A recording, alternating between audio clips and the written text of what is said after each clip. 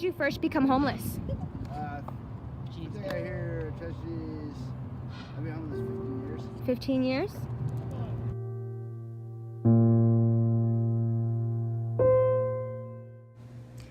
At Neighborhood Health, there are many homeless people with mental illness that utilize the place for help. This is Joey Lowell. He has schizophrenia. He lost his job working as a mechanic and he has no family. Because he had no one to turn to, he couldn't pay for his medicine. The bills began to pile up, and he eventually lost his home. For 5 years, he tried to get help. For the next 3, he tried living in shelters, but without his medication, weeks would go by where he would be confused and disconnected. Out of luck and pure kindness, another homeless man saw Lowell talking to himself behind a dumpster and helped him start to have relations with Neighborhood Health.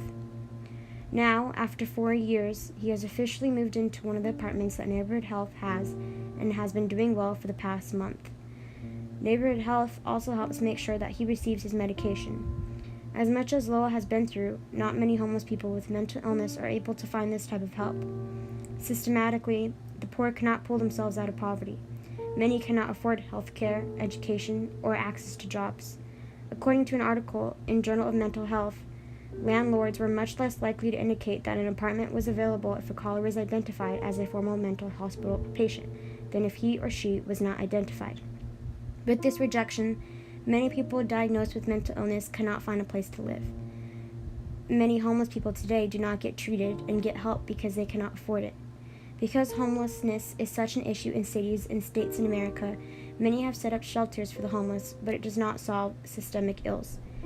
An increase in homelessness is a factor from the inability to find jobs, reduced disability benefits, and unavailability of low-cost housing. Do you have any dreams or goals?